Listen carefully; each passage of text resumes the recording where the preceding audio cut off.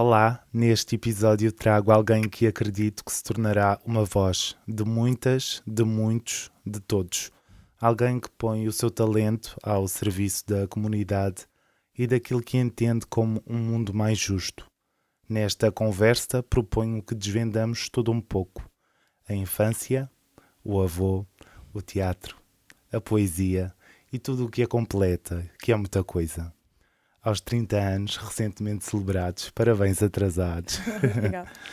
Acredito que tem um mundo pela frente, o que espera dele e o que o mundo espera dela. Vou querer ouvir todas as suas expectativas. Num momento em que a identidade e a família estão na ordem do dia, que reflexões traz a minha convidada? Enfim, tanto para conversar com Maria Caetano Villa-Lobos. Bem-vinda. Olá, obrigada.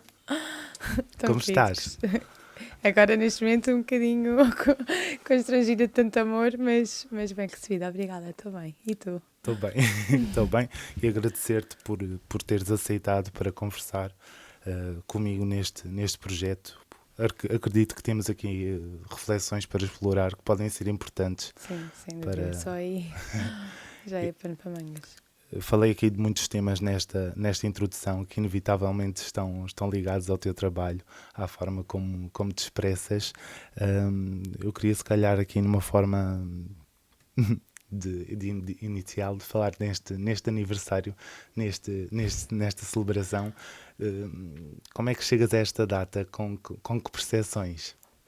Bem, fazer 30 anos para mim foi assim, um momentão, para já foi muito bem celebrado, rodeada de pessoas que eu amo muito, mas para mim foi um momentão porque eu tinha ingenuamente traçado na minha adolescência uma gigante bucket list até aos 30. Então chegar aos 30 foi cumprir uma meta que foi tipo, se calhar ainda não vimos o mundo inteiro até aos 30, se calhar não há necessidade de ver o mundo inteiro até aos 30, mas por outro lado tem sido também uns 30 cheios de celebrações, não é? Vou lançar, ou melhor, já está em pré-venda o meu livro, Mulher Aproximando, o que para mim é uma grande conquista. Talvez, sei lá, eu passei a minha vida jovem, não é que agora não seja, mas a minha infância e adolescência toda a ouvir, quando é que publicas um livro e escreves tão bem? E depois houve uma fase da minha vida em que eu bloqueei e parei de partilhar aquilo que escrevia com o mundo. E agora é ganhar forma em papel, que eu romantizo muito esta coisa de cheirar um livro e saber que vou folhear, que ainda não folhei, mas que vou folhear o meu livro. A experiência, não é? Exato, parece-me uma excelente celebração dos 30 e pronto, e toda a experiência que tenho tido este ano. Estamos em abril e já está a ser um grande ano. Portanto, os 30 até agora são bastante bons. No compasso do meu ser, vejo a minha voz crescer nessa canção que é só minha. Eu vou na direção mais genuína.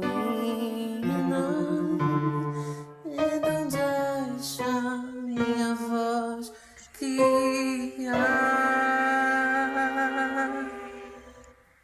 A Esperança Atrás do Muro, um podcast de André Filipe Oliveira. Falei aqui na infância e neste avô materno. É materno, não é? Que te marcou inevitavelmente.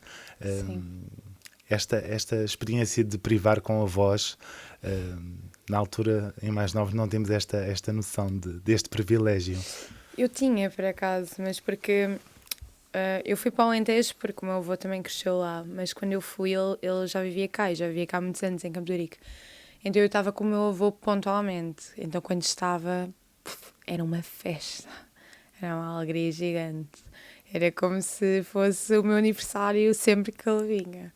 E ele fazia questão de deixar que fosse assim. Eram sempre datas especiais, não é? Exato. Encontros especiais. Sim, porque tínhamos os nossos rituais de ir comprar, sei lá, os milhos. Isto parece um patrocínio, não é? Mas os milhos do Matutano àquele sítio sempre que ele vinha.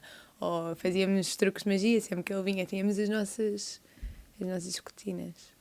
E então, para mim, eu ansiava esses momentos, embora não tivesse uma regularidade constante, mas quando acontecia era uma alegria. E que referências é que foste buscar a este avô?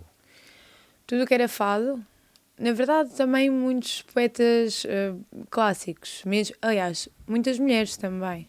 Por exemplo, Flor Bela Espanca é é uma poetisa que me inspira muito, sobretudo porque para a altura dela foi muito disruptiva, não é? E pronto, eu no Got Talent apresentei o meu poema O Amor Mudou. É muito pensado nesta coisa do que é rasgar o conceito, olha, de família tradicional. E de nos empoderarmos e não termos que ser mulheres de família ou esposas com ou sem estatuto. Mas, sobretudo, cancioneiros de fadistas e de autores. Ou seja, mesmo referências, não é? Sim, sim, sem dúvida. No sentido bom da palavra. Até porque o cancioneiro do meu avô isto não se vê, né? Mas é tipo um calhamaço assim, é uma coisa mesmo gigante. Ele escreveu muitos fados. Ele tinha uma fadista mais próxima que era a Fernanda Maria, mas ele escrevia para toda a gente. Algumas, quando se pesquisa Lopes Vítor no YouTube, até aparece com os créditos, mas claro que há montes de fados hoje em dia que foram cantados há 60 anos ou há 50, que já não parece que é dele, mas eu sei porque eu tenho um cancioneiro. E também, com certeza, pela escrita conseguirias... Isso é uma boa questão. Nunca tentei adivinhar. Será que este foi mesmo bom? Fica o desafio. Exato. mais um pormenor que certamente conseguirás identificar. Esta infância, tens aqui muitos irmãos. Sim, 4. Olha que tenho um amigo que tem 11. Afinal, pronto. Estás ali a meio, não é? Exato. Tenho um número razoável de irmãos. Como é que é crescer assim no meio, numa casa com tanta gente?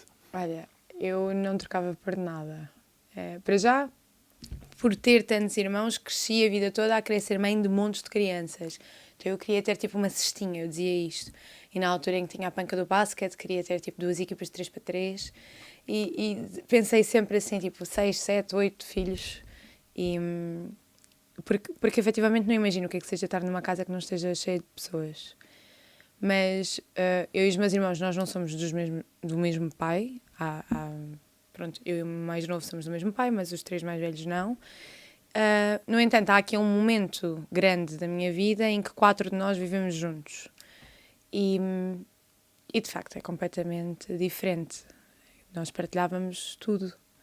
E a verdade é que eu sou próxima de todos, sobretudo desses 3 com que vivi, mas sou próxima de todos.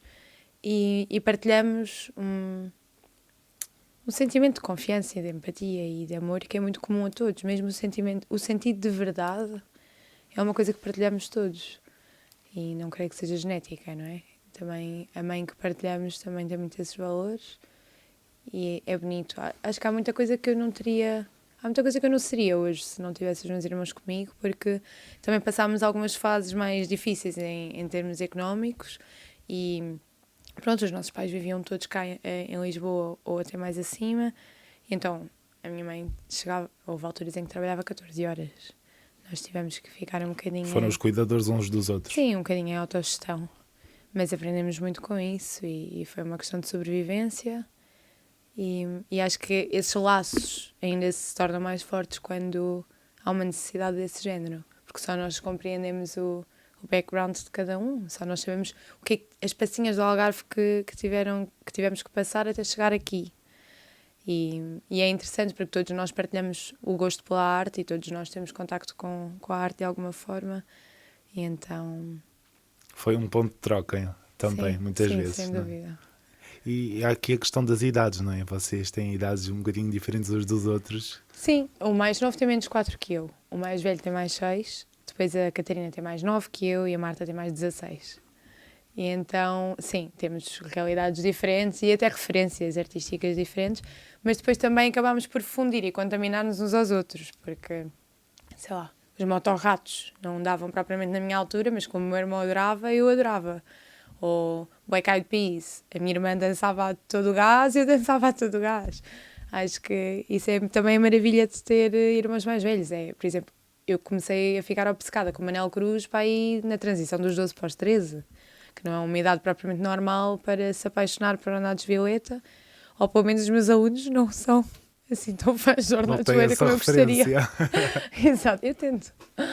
Mas isso é bonito. E a poesia que também é, de certa forma, um elo que nos liga, não só pelo meu avô, mas a minha mãe também escreve, o meu pai escreve, os meus irmãos, à sua forma, também criam poesia e isso é bonito. Portanto, o culto à palavra, ao cuidado da palavra, dúvida. sempre existiu. Sim, sem dúvida. Com que idade é que percebeste o peso de uma palavra? Essa pergunta é muito boa. Assim no sentido cotidiano ou no sentido criativo? Um bocadinho dos dois, não é? Porque em mais novos, se calhar, usamos muitas palavras, mas não sabemos metade do que elas significam, não é? Sim, sim. Eu, o meu pai e o meu irmão jogávamos constantemente jogos de palavras.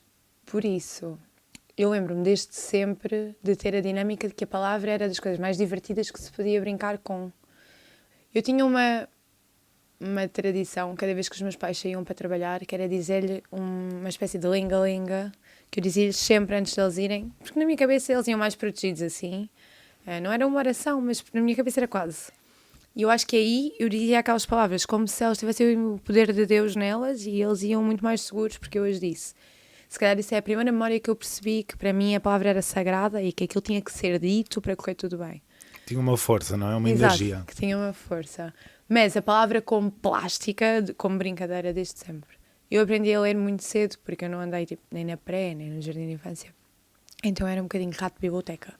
Acho que só percebi o conceito de grupo de amigos quando entrei na primária e me senti assim um bocadinho destoada ao início. Porque até a senhora que é a criadora da Fonte de Letras, que é uma livraria que agora está em Évora, mas que estava em Montemor, eu passava muito tempo na livraria, ela já me deixava ler e não cobrava nada, deixava-me estar ali, eu navegava e era essa criança, livraria, biblioteca, papelaria, casa com livros. Porque nessa fase inicial os meus irmãos ainda não viviam comigo, só o mais novo que era bebê, e não dava para brincar assim tanto. Consumias muitas palavras e acredito que elas foram tendo impacto e foste mesmo crescendo com elas, não é? Quando é que percebeste que a arte poderia ser um caminho? Porque lidavas com ela desde sempre, não é? Mas quando é que percebeste que poderia ser... Eu já não me lembro se foi no primeiro ou no segundo ano da primária, houve o dia das profissões e nós tínhamos que ir vestidos da profissão que queríamos ser quando fôssemos grandes.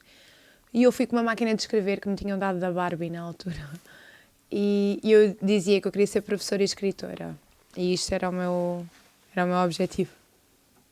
Então aí para mim já era nítido. Até porque logo na primária eu ganhei um concurso de escrita e depois tive um poema publicado no Jornal Lá da Terra e fiquei muito entusiasmada de que eu podia fazer daquilo vida. E os meus dois pais em certa fase da vida foram jornalistas. E já me tinham dito que o jornalista estava fora da mesa. Já tinha bastado para eles, não é? Exato, que eu não ia querer isso. E eu pensava, ok, então como é que eu posso descrever e ganhar dinheiro com isto? Então, como é que materializaste o veículo ou a forma como poderias te expressar? A forma como eu expresso agora, por exemplo, spoken word é assim, isso foi só em 2020. Muito mais recente. Sim, sem dúvida. Porque houve esta fase criança que ambiciona ser escritora e depois houve a adolescente que queria ser tudo e fui para Ciências e Tecnologias no secundário porque sempre tive muita dificuldade em tomar decisões. E fiz 9 meses de testes psicotécnicos e aquilo dava dá para ir para tudo. Então fui para Ciências, pensei, why not? Também tinha esta pressão de que ir para Ciências abria portas e na altura logo se sabe o que é que queres. Só que eu já fazia teatro desde os 12, muito por influência da minha irmã, que é atriz e encenadora e também tem um livro. E eu já queria ser atriz, mas ao meu pai não lhe agradava muito. Eu também acho que não tinha força suficiente para ter essa certeza, porque havia tanta coisa, ainda há, sinceramente, tanta coisa que eu quero fazer na vida. E que seca ser só uma coisa, não é? É muito. E é, na verdade, agora com 30, esta coisa da mortalidade tem muito que se lhe diga, não é? Enfrentar que, pronto, eu espero que haja mais vidas para além desta, porque senão é muito pouco. Mas esta é que sabemos, Sabe não é? a pouco, exato. Mas, pronto, e depois fui para Castelo Branco. Eu fiz o meu secundário em 3 cidades, vou saltar esta parte. E depois em Castelo Branco fizemos um workshop de escrita criativa e houve uma senhora de uma editora que gostou muito de mim, que deu lá o workshop e que disse, manda-me os teus poemas para aqui. E foi aí que eu bloqueei e que não mostrei os meus poemas nem à senhora, nem a ninguém durante muitos anos. Acabei o secundário, fiquei 2 anos a trabalhar e fui para teatro. Porque era o que eu queria e era o que eu queria e pronto, e trabalhei em tudo e mais um par de botas, call center, porta a porta, McDonald's, tudo. Não é um patrocínio. E O cansaço pela Exato. expressão ficou perceptível. Sim. Mas pronto, e quando entrei em teatro comecei a ganhar outra forma de pôr a palavra no corpo, isso absolutamente.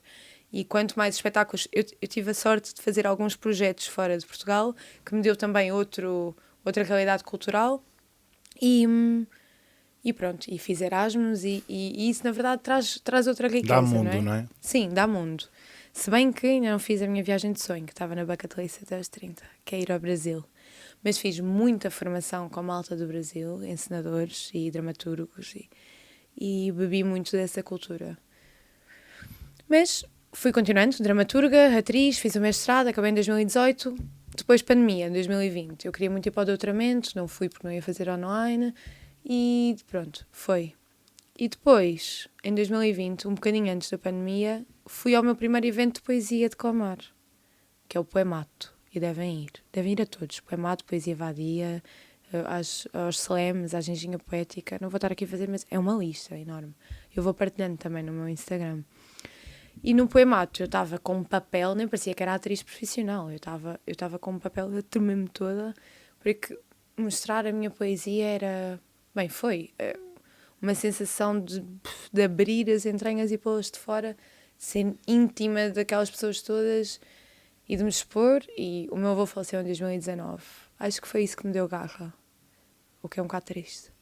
Mas porque eu passei muito tempo da minha vida a ganhar coragem para ler um poema. E o facto de só ter feito isso... Quer dizer, eu leio os meus poemas e eu vi os meus poemas quando eu era miúda. Mas como adulta, só já lá no céu, né? Porque foi no funeral dele que eu li um poema.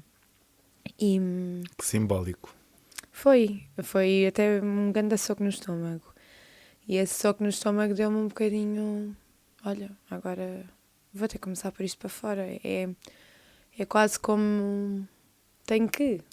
Porque se ele parou, e ele sabia tantos poemas de cor, até o último suspiro ele disse poemas. Mesmo. E se ele parou, então alguém tem que... Eu estou quase a chorar, mas...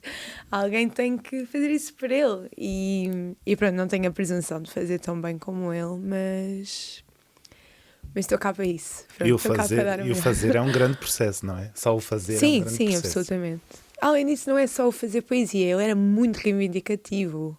Ele foi fundador do PS lá na Terra, ele trabalhou com a SPA e ele estava sempre na boca dos momentos. E mesmo em conversa de mesa, ele era imprudente, inconveniente, como eu tenho orgulho de ser também. Que bom, não é? Exato, porque não há, perdoe-me a expressão, não há cu para esta conversa da família tradicional e de facto o silêncio não nos corre no sangue, é mais essa inconveniência. E o falar e o deitar para fora é importante, não é? Sim, absolutamente. O partilhar as emoções, ou viver as emoções tal como as sentimos. Sim, exato. Às vezes falta um bocadinho de filtro e consciência, não é? Porque também temos que ter em conta que existe um outro como receptor. Mas pronto, enfim, tenho muitas saudades dele. Ele foi sem dúvida um grande impulso para isto. E eu tenho muita coisa no meu quarto e na minha casa dele que me vai inspirando nos momentos difíceis. E pronto, e em 2020 fui ao Poemato. E a partir daí percebi que havia uma outra forma de me expressar que eu não estava a explorar até à altura. Depois fomos para casa. E acho que todos nós acabámos por nos transformar tipo Fênix nessa altura, não é? Para o bom ou para o mau, espero que mais para o bom. Mas eu fui sem dúvida uma delas, tive a sorte de ter sempre trabalho. Eu dou aulas e adoro dar aulas, por isso adoro dar aulas. Nessa altura dava aulas à primária, agora dou ao terceiro ciclo e a um grupo de secundário, já dei a adultos, amo miúdos. Então tive a sorte de continuar a dar aulas e de estar com um espetáculo que durante o período mais crítico foi online. Mas depois, quando terminou e voltámos a ganhar fogo, eu fui à minha primeira competição de slam poetry. E aí o meu mundo mudou, mesmo. Perceber que a minha raiva tinha um lugar onde podia existir. E que, na verdade, essa raiva não só era bem-vinda, como era motor, como era aquilo que se procura ali na poesia de intervenção. Não é a raiva em si, mas é a entrega, é a energia, é é reivindicar, é revolucionar. É um protesto, não é? É um protesto, é um manifesto, exato. E ver tanta gente que partilhava esse sentimento. Se calhar, nós estamos sempre em bolhas, não é? Mas aí rompi a minha bolha de uma forma que foi incrível. E é inevitável dizer que a minha primeira nacional de slam poetry foi absolutamente mágica. Tanto que houve algumas discórdias de pessoas ali, eu nem reparei. Mas também eu tenho um peixe unicórnio no ombro e as pessoas fazem piada porque eu de facto sou... Às vezes tenho um bocadinho esta visão peixe unicórnio do mundo, mesmo no meio disto tudo, porque quando uma coisa para mim está a ser incrível, eu nem me apercebo bem de que alguém pode estar a discutir com alguém porque aquilo está a ser tão incrível. E eu celebro muitas vitórias alheias. E nesse dia houve muitas vitórias alheias e a minha própria, foi maravilhoso. E quem ganhou nesse ano foi a Carol Braga, com um textão gigante. Em segundo lugar ficou o Uba, também maravilhoso, fiquei amiga deles todos ainda hoje. E a verdade é, nas 3 finais em que eu estive, eu fiquei sempre bem cotada, e os 2 que vão à final, ou seja, à terceira ronda, são sempre pessoas de fora. Brasil e Angola, nestas 3 finais especificamente. E não é por acaso, sabes? Há algo que nós temos que bebericar, dicção? Há algo que nós temos que bebericar dessa dança, de colocar a palavra no corpo, que eu ando a beber de uma forma tão privilegiada desde que faço parte destes movimentos, porque sinto mesmo que aprendo muito.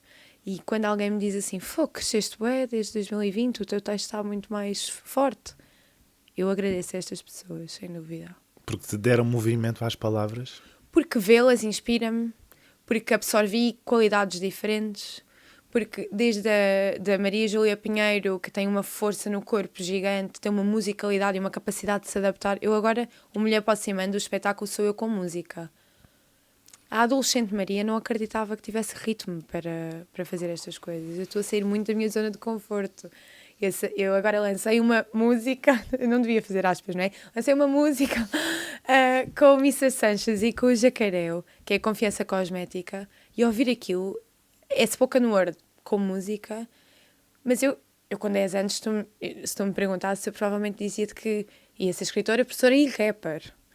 Porque ali houve uma altura grande da minha vida que eu escrevia músicas só que acreditava que não era para mim essa junção. E ao ver a Maju fazer spoken word com música, ao ver a Marina Campanati a musicar com as mãos, a trazer essa coisa de roda de samba para a spoken word, ver o Pássaro, que é de cá, na forma como articula o cantado com o falado, ver o Uba, que traz uma métrica muito específica. E depois também há esta coisa que é, o sotaque é mais cantado, mas o corpo também é mais cantado. É difícil de explicar isto. Parece que há um balanço natural, não é? Sim, parece que as palavras ecoam no corpo. E eu quando estudei em Évora, na licenciatura, eu tinha o professor João Grosso de voz, ele fazia uns exercícios connosco. Eu lembro-me da primeira vez que senti a minha voz vibrar nas minhas mãos, eu chorei muito. Ele até entrou um bocadinho em pânico. E eu chorei muito porque é uma sensação mágica. Tu sentires que estás a ser caixa acústica do teu próprio texto. Pelo menos para mim foi. Sentir, uau, isto está a acontecer. E quase que estava com medo que aquilo me escapasse em algum momento, que eu fizesse qualquer coisa que estragasse aquilo. E tem sido isso. Com altos e baixos tem sido, desde que cá estou neste mundo, uma viagem grande de ir aprendendo a pôr a palavra no corpo. E a verdade é que estas influências têm sido uma riqueza gigante. Eu acho que qualquer abertura fora da nossa bolha nos traz uma riqueza cultural e humana muito grande. Não que seja de só olharmos, não é? Sim, sem dúvida. Só olharmos já nos traz muitas referências. É isso. E os workshops, e ouvir, e ler, e perceber que a palavra tem outra forma de ser dita. E sim, é muito isso. E a música, claro. Falaste aqui nesta expressão artística que é a poesia falada, que em Portugal não está muito explorada e que quem sabe não vai ganhar essa expressão nos próximos tempos. Porque é que achas que há este... não queria dizer atraso, mas não está tão presente na nossa expressão artística? Sabes, eu não sei se não está tão presente ou se não está tão à luz, porque há muitos eventos, muitos movimentos e muitos artistas de palavra falada, poetas, dizers ou declamadores. Há muitos. E quando eu comecei a fazer é que eu me apercebi do vasto leque de possibilidades para dizer e ouvir poesia só em Lisboa, nem vou falar de Portugal, porque só em Lisboa, e há quantos anos é que isto se faz? Então, Slam Poetry, eu acho que Kelly Alves começou este movimento já há 15 anos, salvo erro. Portanto, eu acho que tem mais a ver com modas e com pessoas terem dado visibilidade depois terem iluminado, não é? É como apontar a lanterna para ali, apontar a lanterna para aqui. Não é que não se faça, é que não ganham amplitude, não ganham visibilidade. E a verdade é, eu não fui a primeira pessoa a levar poesia ao Got Talent, nem sequer fui a segunda. Só que nós somos um bocado cíclicos, não é? Então parece sempre que é tipo, uau, isto é super novo. E não é tirar crédito a mim mesma, porque acho que fiz um bom trabalho, mas não é novo aquilo que eu faço. Mas tem um cunho muito teu, não é? Isso, a minha sim, sem dúvida. Isso faz a claro. diferença. Acho que cada um tem um cunho seu, não é? O que eu sinto é, o Got Talent já tinha aberto palco para a poesia. O que é novo é esta coisa da poesia de intervenção. Não dá como não dizer isto, não é? Poesia de intervenção, poesia feminista, poesia pelos direitos humanos. Isto foi novo num programa de talentos e agradeço ao Got Talent por ter aberto espaço para isso e por me ter recebido. E isso foi novo. E, efetivamente, não há tantos artistas de spoken word de intervenção em Portugal como existe noutros lugares. Aliás, sinto que o Brasil é muito mais rico nesse sentido, muito mais. Também porque penetrar os espaços não é tão fácil aqui. Mas, por exemplo, eu fiz uma campanha de apelo à denúncia contra a violência do namoro com a PSP e a GNR. Isto aqui é uau! Esta junção esta abertura de um espaço com esse calibre para não só a arte, não é? A spoken word, mas para a spoken word numa perspectiva feminista, numa perspectiva de intervenção. Ao serviço da comunidade, não é? Isso, ao serviço da comunidade. No Brasil, tu vês muita poesia a ser colocada em contextos políticos, em contextos de canais televisivos, e isso já são duas bolhas muito mais interligadas. Nesse sentido, perguntar-me porquê que eu acho que isso ainda não acontece, acho que é uma questão de tempo. Acho que... Agora que falaste nesse ponto, se recuperarmos, se voltarmos aqui há uns anos atrás, antes do 25 de Abril, a poesia tinha uma força em Portugal de protesto, não é? De imensa força contra o fascismo. Sim, absolutamente. Aliás, que perdura, não é? Sim, sem dúvida. E diz mesmo que os fascistas, a pior coisa que se lhes pode fazer é a poesia. Não é? Exato. E, pronto, por causa de Agostinho da Silva, mas Agostinho da Silva é um exemplo de que a poesia está na televisão já há não sei quanto tempo, não é? E é um exemplo. Mas se pensarmos em música, tivemos Zeca Afonso, temos Garota Não. E é contínuo. A palavra cantada ou dita pela intervenção é muito da nossa história, é muito da nossa cultura. E fogo, o 25 de Abril aconteceu por muitas palavras escondidas dentro de outras palavras. E somos o país da arte da palavra. E, portanto, um dos vários. Temos que emergir mais, não é? Sim. Ou deitar mais para fora. Eu acho que sim. É fazer com confiança também, porque erramos todos, e fazer mais pelo propósito, e fazer mais, ir mais, promover mais. Não é? O processo é muito importante, essa parte do fazer. Sim, e acho que agora realmente tem havido uma onda maior de canais com visibilidade. Canais não é só televisivos. Plataformas. Sim, plataformas com visibilidade a abrir espaço para esta coisa da poesia falada, não só cantada, mas dita. Mas sim, eu acho que sempre houve, acho que somos muitos e bons, não é poucos e bons.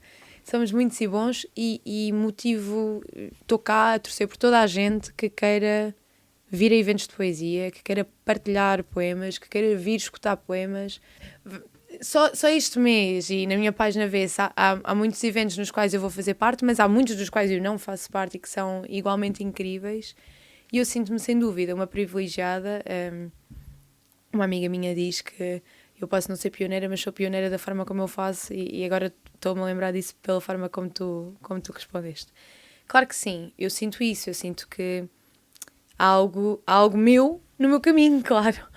Mas Sentes que introduziste uma linguagem tua, pelo menos características tuas, sim, não é? eu acho que se alguém ouvir um poema meu sabe de imediato que é meu. E isso faz-me sentir especial e faz-me sentir bem. A tua identidade, não é? Sim, e acho só que... e também estou a descobrir esse lugar no meio, não é? É importante nós percebermos o nosso valor. E eu estou a fazer esse trabalho de, ok, sim, aquilo que eu faço tem valor e estou muito feliz com as minhas conquistas. Mas também, não ficarmos nesta bolha do ego de que somos a última bolacha do pacote. Sem dúvida, não é? E celebrar, é isso, celebrar as vitórias dos outros, celebrar a criação dos outros. E de repente parece que houve esta coisa do Got Talent, não é? E depois de repente muita atenção sobre ti, Sim. numa determinada coisa que poderia perder-se o propósito, não é? E tu tens esse cuidado. Sim, eu acho que ficou claro, não é? Ou seja, eu fiz questão também de tentar responder sempre o mais possível a isso, que é... Eu fiquei mega feliz de integrar o Got Talent, claro, e há aqui muitas camadas de Maria que ficaram felizes, mas o propósito principal quando me candidatei foi: eu tenho uma mensagem que para mim é urgente, isto é uma plataforma com visibilidade, e como eu costumo dizer, pineapple pen, não é? Tipo, é um bocadinho, é isto, olha, vamos ver. E quando foi uma celebração, como é óbvio, mas foi um sentido de responsabilidade, que é, ok, esta mensagem vai estar ali. Poderá haver consequências no sentido de nós atraímos muito tipo de pessoas quando vamos para um lugar com esse tipo de visibilidade. E ao estar a aceitar isto, eu tenho que estar preparada para responder a certo tipo de reações ou não responder a certo tipo de reações. Acho que não estava tão preparada para tanto amor. E isso foi uma experiência da qual sou muito, muito grata. Porque foi uma onda, não é? Foi uma onda nacional. gigante. Sim, foi. E isso eu não estava à espera. Eu estava à espera que o poema fosse impactar e que fosse... Era impossível, não permite-me Sim. esta avaliação pessoal, era impossível que não o fosse, tendo em conta que todos os dias ouvimos histórias de mulheres a serem Exato. desrespeitadas. Por isso. E por em Portugal o crime que mais mata ser o da... Violência doméstica. Exatamente por isso. Ou seja, eu ia mais do que confiante e consciente de que a mensagem ia bater. Porque, sei lá, porque houve um grande percurso deste texto, primeiramente, e porque houve um grande percurso deste texto em certos contextos e foi-se tornando cada vez mais óbvio para mim que era urgente para, eu não quero dizer todas, para não ser presunçosa, mas para a maior parte das mulheres com que eu me cruzei ao longo da minha pesquisa no mestrado, que também foi sobre sexualidade e direitos sexuais reprodutivos, formações que eu fiz dentro e fora de Portugal sobre a temática. Nos vários contextos que fiz este poema, um espetáculo que fiz sobre violência doméstica durante a licenciatura, com o apoio da APAV e de um abrigo de vítimas de violência doméstica em Évora. Quanto mais entrava para este mundo, mais eu pensava, isto é urgente falarmos disto, mesmo que eu seja só mais uma pessoa a falar disto. É urgente falar, porque me é urgente dentro, porque tenho que... Então, quando percebi que eu ia ao Got Talent e que ia ser a primeira pessoa a levar uma temática deste género em primeira pessoa, da autoria, dita assim, só dito, cru, como é óbvio que eu calculei que fosse ser assunto de zum, pelo menos. Não estava, era à espera que o zum fosse tão positivo. Estavas mais preparada para o negativo? Tava. Ou preparaste para o negativo? Sim, acho que dediquei-me muito mais tempo e energia a pensar, ok, vai haver claramente pessoas que vão apoiar isto, mas bora preparar para o que vier. Mas que bom que foi o reverso, não é? Foi, sem dúvida. Sim, obrigada. Obrigada a ti e ao mundo. Foi, sim, sem dúvida um alívio, porque foi uma onda gigante, com a qual tive algumas dificuldades em termos de ansiedade de gerir, porque foi assim muito do dia para a noite.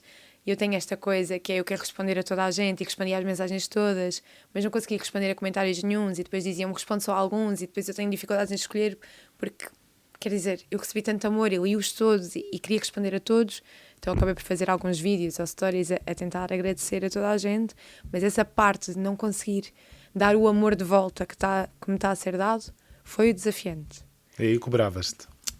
Aí eu gostava que me tivessem dito isso antes, para eu me preparar, porque como estava tão ocupada a pensar, ok, vai haver pessoas menos interessantes a responder e menos empáticas, esqueci-me que também convém saber lidar com as empáticas e com o amor e é isso, sinto muito grata e acho que aproveito este momento para agradecer a toda a gente que me apoiou e se não respondi é porque foi overwhelming, avassalador, mas tentei dar o meu melhor e falo muito disto porque é verdade, faz toda a diferença sentir apoiada nesse sentido porque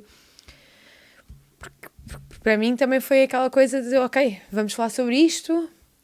Quando fui tão bem recebida, senti mais força, ok, consigo continuar, não é? Tenho vontade, sinto-me protegida de alguma forma por esta comunidade que sente como eu e que está pronta a dizer que sente como eu. A validação Sim, acho que todos social. precisamos de validação. Claro, claro. Vale a pena estar Mas aqui aqui havia um propósito maior nas palavras. Sim. E por isso essa validação, acredito, tenha tido outro impacto Sim, sim. naquilo que sentiste. Isto também tem um contexto, porque eu sou encenadora de alguns espetáculos de autoria, ou seja, escritora, atriz, encenadora. As questões orçamentais também impedem aqui que seja uma grande equipa às vezes, mas até à data assim foi. Mas o meu primeiro espetáculo, que se chama Regra Geral, e é sobre sexualidade e direitos sexuais e reprodutivos em relações heteronormativas, ou seja, foi o meu primeiro espetáculo feminista.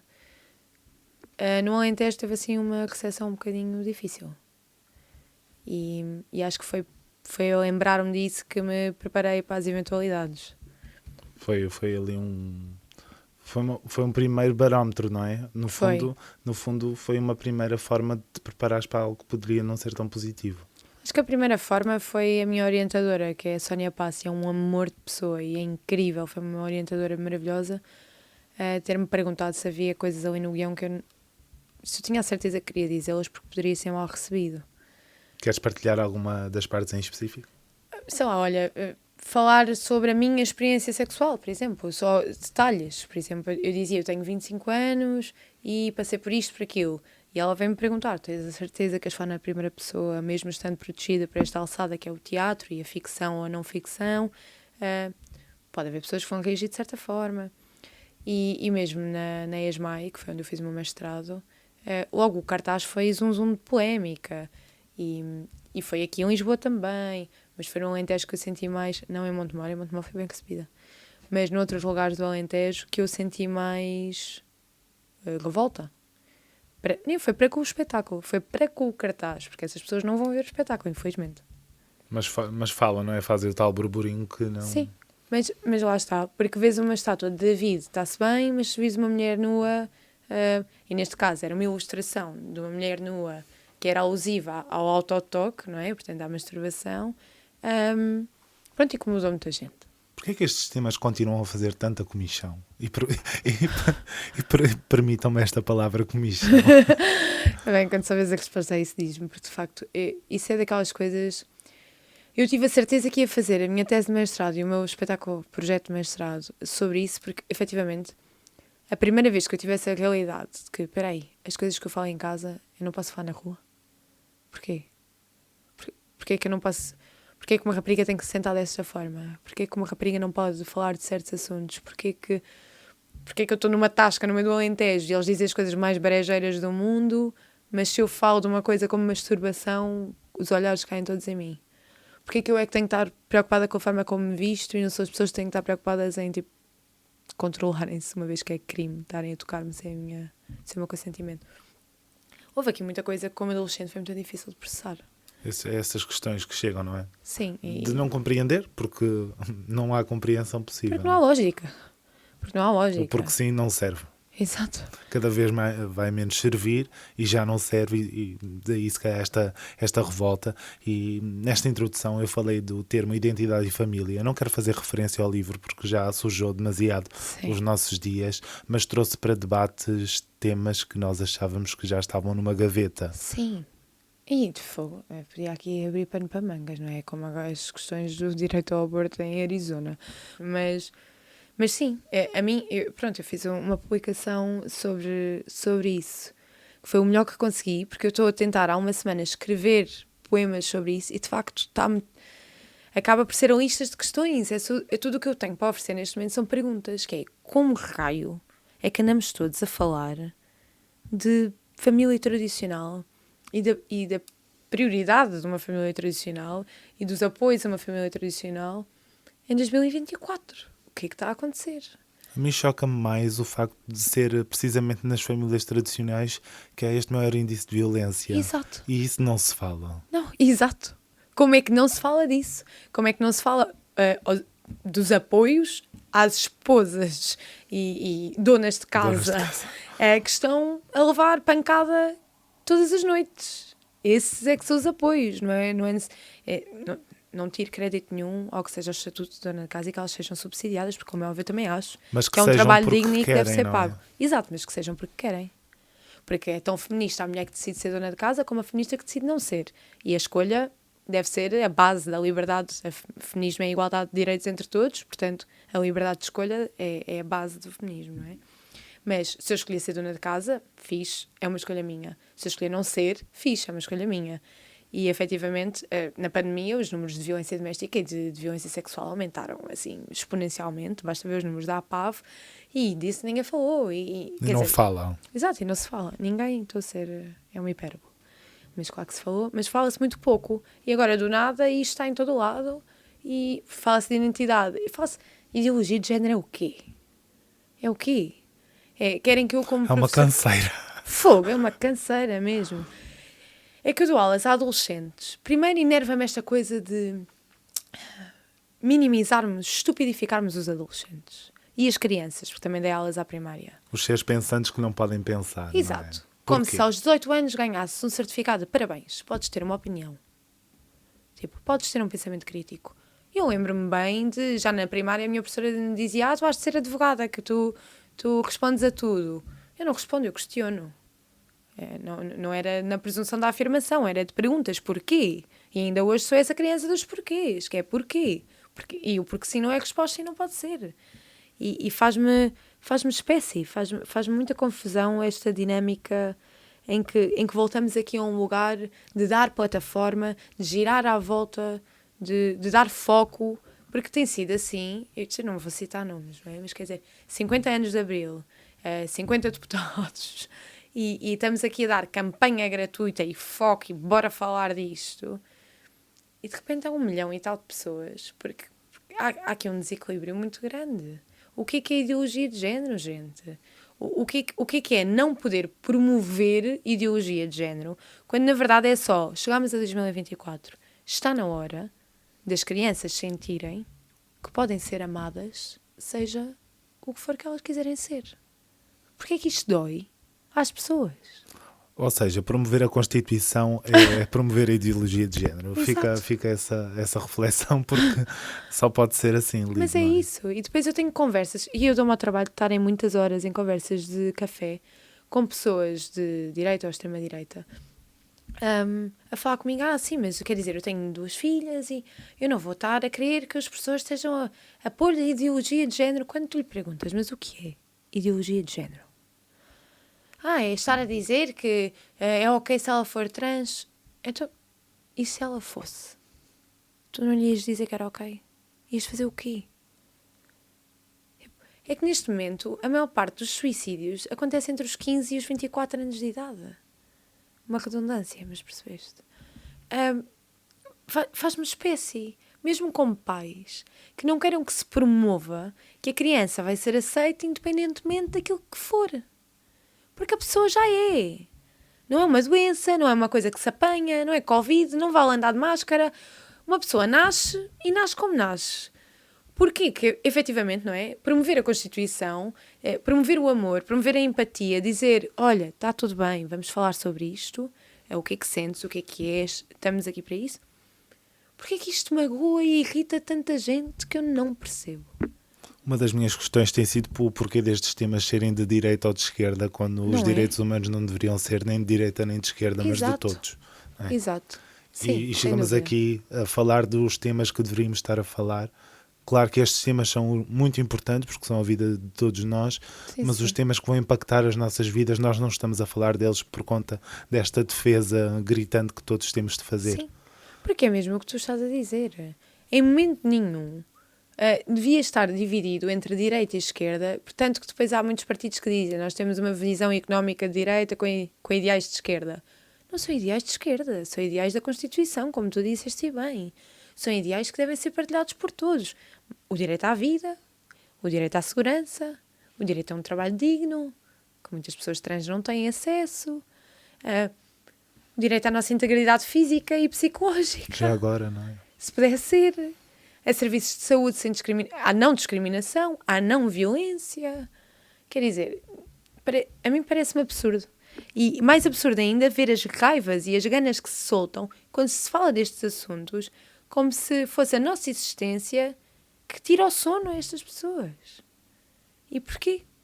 E lá está, e começa a lista de porquês, de perguntas. Que ainda não temos respostas. Pois não sei se vamos ter, mas espero que sim. Enfim, já Foi pouco esperançoso. mas refletimos, não é? E a importância de questionar estes temas, e falaste num ponto da comunicação social, aos televisões darem palco, e é uma questão muito pertinente, não é? Porque dar palco a estes movimentos que supostamente já estavam integrados na sociedade? Exato. Sim, exato. Porque dá audiências, porque dá cliques, porque dá cachim. Estaremos todos a ficar mais pobres intelectualmente, não é? Eu acho que isso é uma visão um bocadinho fatídica, espero que não. Mas, efetivamente, esta coisa do clickbait é um termo que não existe ao acaso. As pessoas procuram as coisas mais... um mediatismo mais polémico, não é? A sirene neste Exato. momento foi incrível. Fica mesmo tan. Mas é um bocado isso, quer dizer. A quantidade de cliques que existem e de comentários, porque depois isso é uma coisa que me frustra um bocadinho e lá está, com o poema do Sou Mulher senti o oposto e ainda bem. Mas uma coisa que me incomoda é ver pessoas que fazem publicações ou artigos no Público, no Expresso, não importa, que me fazem sentido e que é um apelo aos direitos humanos, e depois tu vais ver os comentários E é ódio puro. e é ódio puro. E tu percebes que as pessoas que destilam ódio nas redes dão-se a muito mais trabalho de comentar do que as pessoas como nós que destilam amor e empatia e escuta. Então eu fico a pensar que se calhar devia dedicar mais energia a ir comentar esse tipo de artigo, a dar o meu apoio, porque a saúde mental associada às pessoas que têm visibilidade neste tipo de plataforma, redes sociais, então, é muito intenso. E não se questiona, não se tem falado sobre isso, não é? Do impacto das palavras. Sim. Como é que andamos aqui a tentar filtrar com inteligência artificial o que é um mamilo masculino e o que é um mamilo feminino nas redes? E não há um filtro óbvio que já existe Para as neiras. para as neiras, para palavras de ódio, para racismo, para qualquer tipo de discriminação. Quer dizer, é nítido, basta pôr uma data de palavras. Se eu tenho esse filtro nas minhas mensagens, se vai para pedidos ocultos, mensagens que utilizem palavras ofensivas de alguma forma, como é que nos comentários isso não acontece? E não me venham dizer que é apelo à liberdade de expressão que nós tanto pedimos, porque eu sou muito pela liberdade de expressão e tenho amigos de todo o tipo de ideologia política e que respeito as suas visibilidades, as suas visões e óticas, mas discurso de ódio é crime. Lá está. Se calhar temos todos que ir reler a Constituição, não sei. Isso não é visão, ódio não é visão de esquerda nem de direita, ou não deveria ser, não é? Nem devíamos estar aqui preocupados a bater o que é de esquerda e o que é de direita. Falaste num momento muito importante, que vai ser o lançamento do teu livro, Mulher Oh, Posse e Mando. Ainda salto disso que eu não posso. Exato, eu aqui Para bem darmos chateada. aqui energia Sim, positiva. desculpem, inspiração para limpar. Energia positiva. Este livro vai ser publicado no dia 10 de maio, ele já está em pré-venda. Exato. E no fundo é o reflexo do teu trabalho. Sim, Como exato. é que te sentes com a materialização, agora foi a minha dicção, materialização deste livro? Sinto-me bem. Passei outra vez pelo mesmo dilema, a editar certos versos. Às vezes também é desafiante para mim, colocar palavra no papel é como colocar palavra no cimento nos dias de hoje, não é? É como fazer um vídeo na internet, sinceramente. Fica para sempre. Fica para sempre e vai ser editado, cortado, descontextualizado, se for caso disso. Espero que não, malta, controlem-se. Mas difundam. exato, difundam pelo bem. Mas, então, ao escolher o livro, parece que... Depois há aqui duas coisas, não é? O meu coração e o meu ego, que toda a gente tem. O meu ego, se for ver os poemas, vai já dizer, aqui tinha feito diferente. Isto não está assim tão... Se calhar esta quadra... Autocrítica, não é? E aproveito para fazer uma confissão. Há partes do Sou Mulher que eu não queria que lá tivessem e pensei muitas vezes em tirar, e foi por amigos meus me dizerem: o que estás a passar? Isto tem que estar, isto está muito bom. E que eu achava que não, e que agora, se calhar, são partes das minhas partes preferidas do poema. Então eu acho que nós próprios, com o nosso objeto artístico, é como ouvir a nossa voz ao telefone. Ou aqui. Ou aqui. Nós somos muito mais críticos connosco mesmos, não é? Então, esse exercício do vou pedir a opinião a outra pessoa porque estou demasiado dentro de mim mesma e isto não é sobre mim. E repetir muitas vezes, isto não é sobre mim, isto não é sobre mim. Ok, isto é sobre a mensagem. Faz jus ou não faz jus àquilo que eu quero dizer, e perguntar e permitir. E isto tem sido um exercício, porque eu acreditei durante muito tempo que tinha que fazer tudo sozinha e que tinha que levar tudo às costas. E este ano tem sido aprender a delegar, aprender a pedir ajuda, aprender a pedir uma opinião. Aprender. Não é porque eu não respeitasse a opinião alheia, é porque eu não queria pesar ou porque achava que tinha que fazer sozinha. Pronto. Sabes que era o teu caminho, não é? E o meu papel. Mas aí levávamos para mais uma hora de conversa. Só o que é que significa o papel de cuidadora, de one woman show, de omnipotência. Mas pronto, estou a desconstruir isso, ainda bem. E no livro foi essa coisa, depois o meu coração estar a pensar, será que isto vai ser interpretado da forma que eu estou a escrever? Será que vão compreender a mensagem que está aqui? Será que estou a usar as palavras certas? Mas quando de facto olhei para ele, pensei, bem, a verdade é que a dramaturgia do espectador, neste caso do leitor, eu não posso controlar. Eu posso controlar o lugar de onde veio e a forma como foi, e a editora Brutal foi incrível neste processo a acompanhar-me, porque houve muitas coisas que eu depois pedi para retificar ou o que for, mas há sempre coisas que nós podíamos fazer diferente, mas eu sinto que está muito fiel, em termos de energia, em termos de intenção, àquilo que eu defendo. E Mulher Aproximando é um título que muita gente me pergunta, não achas que é um bocado agressivo? Epá, em primeiro lugar, não temos que ser pouco agressivas, estamos a falar de uma coisa que nos dói. Em segundo lugar, como é que Mulher Aproximando é agressivo? Só diz que eu posso e que mando. Mando no meu caminho, mando na minha jornada. Não é mando nos homens, não é mando nos outros. É mando, eu posso e mando, comando, eu estou. É o empoderamento feminino, por muito que esta expressão, às vezes, em algumas pessoas possa suscitar. Empoderamento feminino é muito poderoso, lá está. E que bom que o é, não é? E que bom que é, e que seja mais, porque lá está, como tu falaste, quantas vítimas de violência doméstica não precisam que alguém lhe diga, não estás sozinha, passámos por isso, mas há outro caminho possível, bora sair daí, bora... Não é tão simples quanto isto, não é? Nem nada de perto nem de longe. Mas ajuda não nos sentirmos sozinhas. Ajuda muito percebermos que, fogo, esta pessoa passou por isto, ou como é que saiu, ou... Porque depois... Isto dá uma grande conversa, não é? Mas em situações de violência, uma das ferramentas é o isolamento. É nós sentirmos que estamos completamente isoladas e segregadas do resto do mundo. Por isso, quando percebemos que não, isto pode ser... libertador, não é? Pode ser mudar tudo, mudar o rumo. Então, Mulher Aproximando é muito um livro que é sobre o meu percurso, claro, sobre a minha perspectiva, mas... é feminista sim, é de empoderamento feminino sim, e é sobretudo dar as mãos e dizer, bora, nós podemos, nós conseguimos, não estamos sozinhas, isto existe, há coisas que têm que ser mudadas, porque lá está, há uma coisa na Constituição e eu não posso andar sempre a olhar por cima do meu ombro, só porque é de noite, só porque sou mulher, e sei lá. E porque um homem também não pensa nisso quando sai de casa, não é? Sim, mas cada vez mais tenho cruzado com homens feministas que já pensam na outra moeda, que é o que é que eu posso fazer para fazer uma rapariga que esteja sozinha na rua, na mesma rua em que eu estou, como é que posso fazê-la sentir-se mais confortável? Passo para o outro lado da estrada, abrando o passo. Eu acho que isto é importante também, não é? Ou seja, como a Bell Hooks diz, o feminismo é para todos. Mulher Aproximando não é um livro de um género só. É um livro de todos os géneros, para que nós possamos dar as mãos pela igualdade de direitos e pela liberdade de todos. E quanto mais pessoas estiverem nesta luta, melhor. Porque eu acho que só temos a beneficiar. Toda a gente leva com os prejudícios e existe. Prejudícios. Mas toda a gente é prejudicada pelo machismo.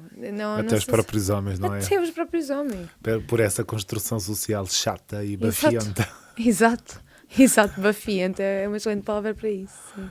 E que nos vem moendo ao longo de séculos. Portanto, mulheres, estamos aqui para poder e mandar e para nos empoderarmos e unirmos, mas a todos. Este livro é uma das sementes para o teu futuro e eu queria saber o que é que te está a emergir mais por dentro que vem a seguir. Então, estou nesta aventura que falei há bocadinho de musicar o livro.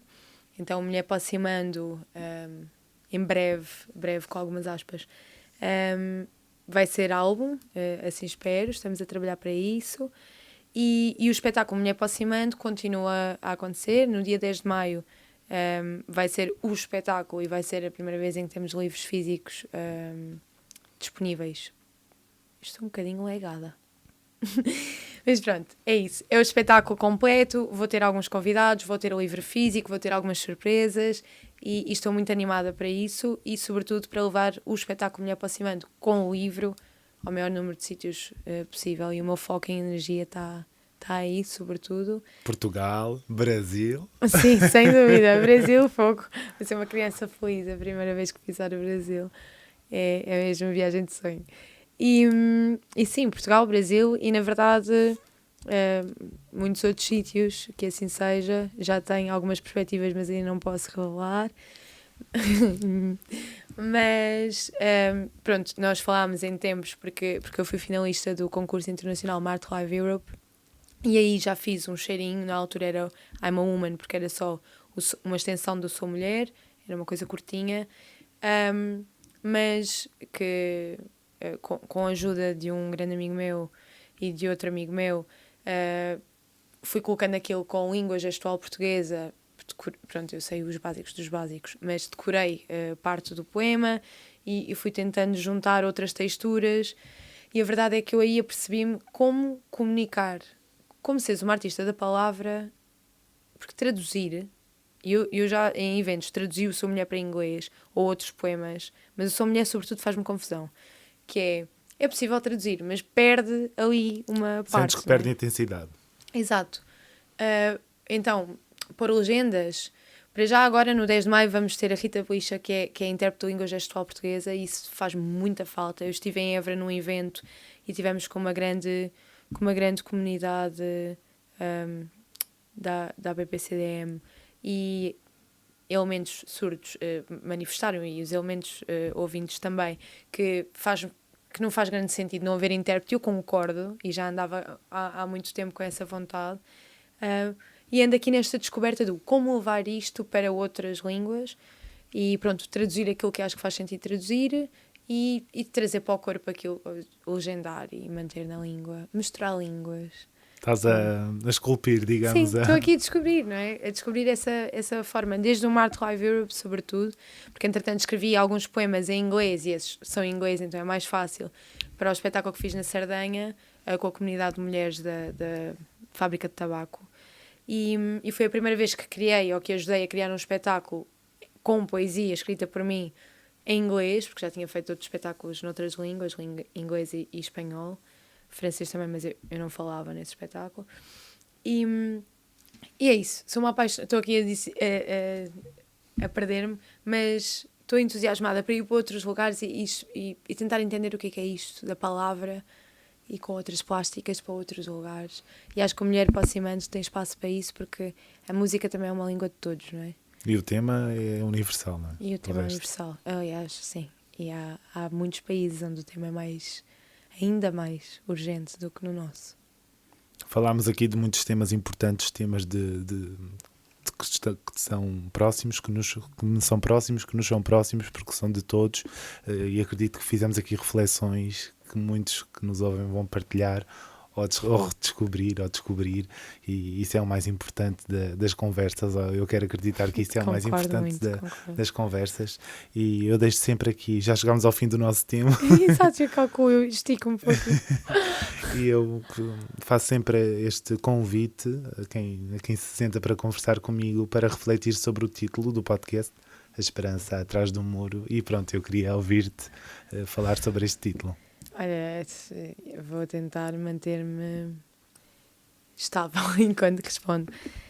A esperança atrás do muro, nesta altura, nesta estranha celebração dos 50 anos de Abril, é uma frase muito forte, é uma expressão muito forte. E sim, já vinha mais ou menos preparada, mas nunca estou... Porque, na verdade, hoje, depois de partilhar esta perspectiva sobre identidade e família, há sem dúvida esperança atrás do muro. Só temos que perceber qual é o tamanho do muro. E o que eu sinto, e que, lá está, pegando outra vez na reação das pessoas ao sua mulher, é que são muitos que estão perdidos na sua mágoa ou na sua raiva, também somos muitos que estamos dispostos a ouvir e que estamos a vibrar empatia e amor e união. E essa é a minha esperança atrás do muro. A minha esperança é que temos muito mais acesso à informação de uma forma muito mais fácil e gratuita do que foi durante esses 41 anos de ditadura. Portanto, temos muito mais acessos, muito mais liberdade de comunicação entre uns e outros. Então é dar as mãos, não há desculpas para não dar as mãos agora. Claro que existem fake news, claro que o acesso à informação também cria fronteiras, porque já não sabemos o que é verdade e o que não é, mas sente-se o que está certo e o que não está, sabemos o que são direitos humanos e sabemos o que é direito à vida. Portanto, a minha esperança atrás do muro está no coletivo, absolutamente, em celebrar o coletivo. E acredito que sim, acredito que se estamos a dar as mãos hoje, estamos a dar cada vez mais e que lá está, da mesma forma que ter muitos irmãos foi bom e sobretudo em épocas de necessidade que vinculamos, agora é uma questão de sermos todos irmãos. Fica um bocadinho shanty, mas é muito isso. Esse convite para darmos as mãos e resistir. Sim, sem dúvida, sempre. Obrigado, Maria. Obrigada, querido André, obrigada. No compasso do meu ser, vejo a minha voz crescer nessa canção que é só minha. Eu vou na direção mais genuína. Então deixa a minha voz guiar. A Esperança Atrás do Muro, um podcast de André Filipe Oliveira.